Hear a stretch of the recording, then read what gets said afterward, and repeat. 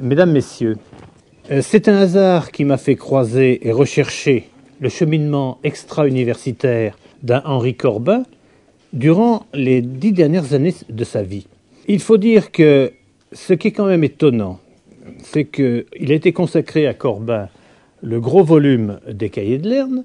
Il y a 6 pages de biographie et à aucun endroit on ne parle d'un éventuel engagement de Corbin en franc-maçonnerie comme dans des ordres de chevalerie.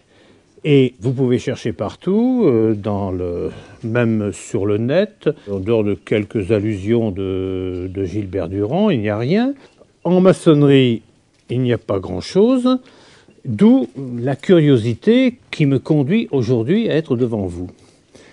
Alors, si c'est un hasard qui m'a fait croiser et rechercher le cheminement extra-universitaire de Corbin, ce hasard s'appelle la franc-maçonnerie.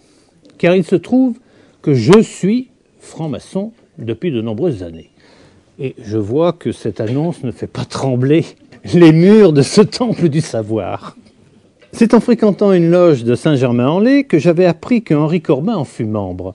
Cette présence remontait à plus d'une vingtaine d'années et peu s'en souvenait. Ma réaction a été, car connaissant un peu l'œuvre de Corbin, m'a été « mais qu'est-ce que venait faire cet honorable professeur dans une telle galère ?»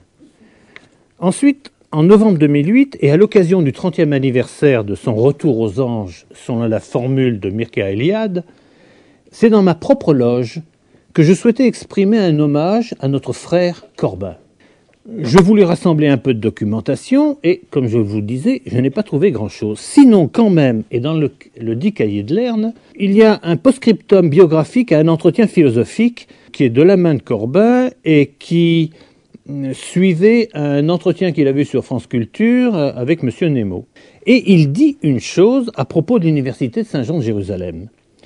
Pour expliquer l'éclosion de cette entreprise, sur laquelle je ne puis dire ici tout ce qui serait à en dire. Alors ça, c'était suffisant pour enclencher ma curiosité et savoir effectivement qu'est-ce qu'il y avait à dire.